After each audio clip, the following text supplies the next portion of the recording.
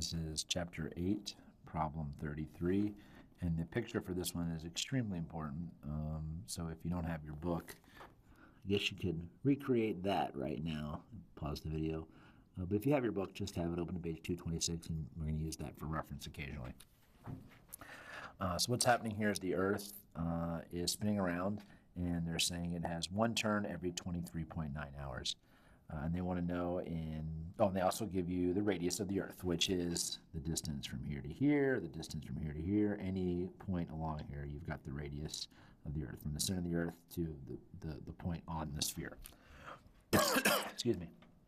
And in part A, they're asking for tangential velocity. Well, tangential velocity, one of our base equations here, equals, sorry, don't know why I wrote A.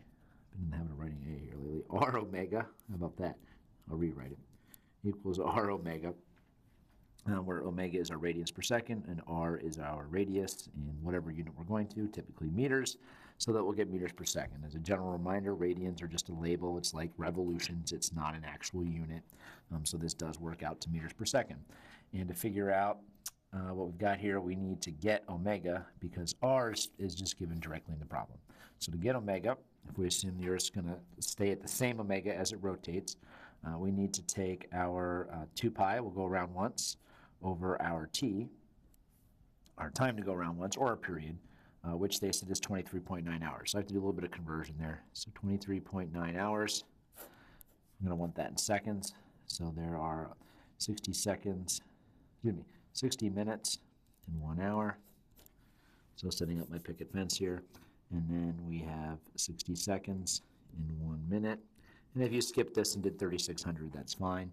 But the hours will cancel and the minutes will cancel. And we'll get this in seconds, which according to the key, we'll trust the key on this one, is, for the 23.9 hours, is 8.6 times 10 to the 4th seconds.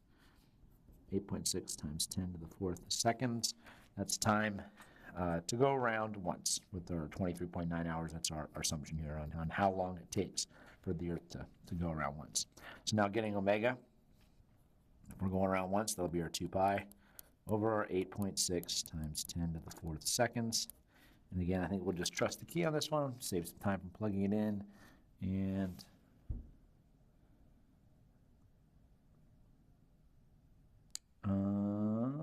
oh, they did that all as one big step. So, okay. We won't trust the key. I'll have to calculate. So that is our omega. Let's go ahead and get our tangential velocity. We'll do this as one big step. So we'll take that omega, which is 2 pi over t, times our radius, which was 6.3 times 10 to the 6th meters. And our units should work out to meters per second, and they will. And let's figure that out and make sure. All right, there's the calculator here. We got 2 pi divided by 8.6 times 10 to the 4th times 6.38 times 10 to the 6th. And I'm getting, whoa, 465. Let's see here, that 2 pi divided by 6 times 10 to the 4th entered times 6.38 times 10. And, oh, that's right. Okay, so 465 meters per second. They got 4.66 times 10 to the second, so they got 466. We're fine. So again, just a quick recap. So omega, our angular speed here, is our 1 revolution. We want this in radians per second, so our 2 pi's are 1 revolution, and our time for 1 revolution was given as 23.9 hours. Went ahead and got the time. Just a conversion thing. So then 2 pi over t, if I want tangential velocity, I take my omega times r. So I just take this omega and multiply by r. All right, so that's part A. Part B is a little trickier. Part B asks, at what latitude, i.e. angle theta in the drawing, so they've defined a theta there for us, is the tangential speed 1/3 that of a person living on the equator. So we've got the tangential speed is going to be 1/3 the tangential speed on the equator. So I'll just put E there. So we get this idea that one value is 1/3 the other, and we need to figure out a little bit of geometry stuff here. And I've already got a couple of pictures drawn. So here is that triangle they gave you, okay? And they've defined their thetas. How far up is that going to be? And using alternate and triangles are congruent. There are other ways, but this is one way. Extend these two lines. Alternate triangles are congruent. I get this right triangle right here. So I've got my theta. That's what I'm looking to solve for. And this is r. Why is this r? Well, if you look at the globe here, we go from the center of the Earth out to any point on the surface of the Earth, that'll be r. So our hypotenuse from here to here will be r, and we're looking for that theta. Okay.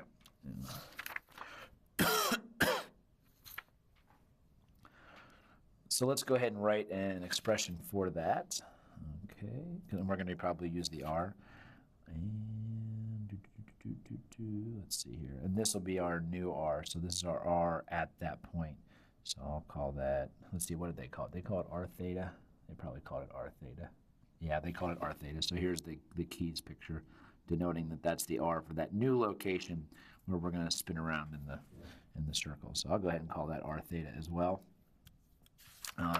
And we have a relationship here for my VT, so I'm going to use this equation twice. Once for the first one, which we already have. Okay, so it's our VT at that first location is 465 meters per second. We've already got that first tangential velocity. Equals 1/3 the tangential velocity at this new location. And just to make this clear, this is, oh wait, I'm sorry. E was the equator. I've got that flipped around. So 1/3, 465. This was my VTE was my tangential velocity at the equator. So I should really be consistent here with my notation. I want to call this at the equator. And is there anywhere else we needed that? Nope, that was it. So that's at the equator. So I did not change any of the algebra along. I just grabbed the wrong VT. This is the one we solved for was the tangential velocity at the equator. Okay. All right. So 1/3 that VTE equals our new VT at that theta that we're looking to find. So I'll go ahead and use a theta just to keep that clear so I don't mess up again. And we'll plug in now using this general equation, r omega. So we'll have r theta times r omega. And I believe we're looking for, oh, what are we looking for again? We're looking for theta. So now I need to relate r theta to theta. So we're back to this picture right here. And I know the hypotenuse. I'll zoom in here a little bit. I know the hypotenuse. And here's my right triangle. So here's hypotenuse. And this is adjacent, so it should be cosine. So I'm going to write that. Cosine of theta equals the adjacent r theta with hypotenuse r, or r theta equals r cosine theta. So there's me using the right triangle to figure out what that r is in terms of the actual radius of the Earth and the angle, which we're trying to find. So I'm going to substitute that in over here. So we'll have r cosine theta times omega equals 1/3 of our 465. And hey, good news, we have omega right here. We probably could have left that in there and done some canceling. And we have r. So we can straight up solve now for theta. Let's plug in r. R is 6.38 times 10 to the 6th meters per second. Oh, that's just 465. So that stuff will cancel. Yeah, I'll still show it that way since I started that way. So there's our r. We'll have our cosine theta and our omega, which is 2 pi. This is the same there. So 2 pi over 8.6 times 10 to the 4th seconds equals 1/3 of the 465. And I could have made my life a little easier here because that 1/3 of 465, if you notice, that 465 came from this. So this is 465. Because if you look back here, 2 pi over 8.6, 10 to the 4th times 6.38 is 465, so that cancels out.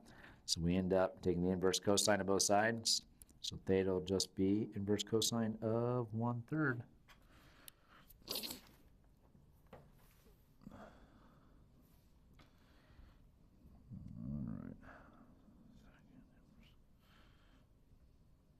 Oh, my calculator's messed up. Gotta clear it.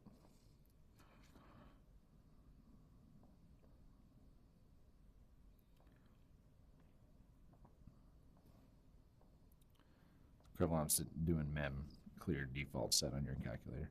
Let's do inverse cosine of 1/3. Let's see if we got the right answer here. I don't think we did. No, we didn't. I did something wrong. Oh, where did I mess up? Let's take a quick look at the key. So they got the, there's that. There's r cosine theta.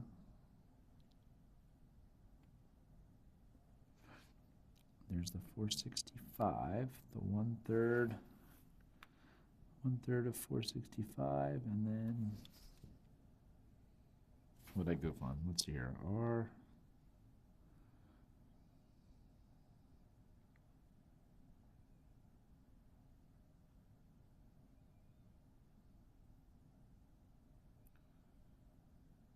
Vt over 3. Vt over 3 equals r theta omega, so this is good. So r theta would be that divided by omega. I just substituted in. So that divided by omega.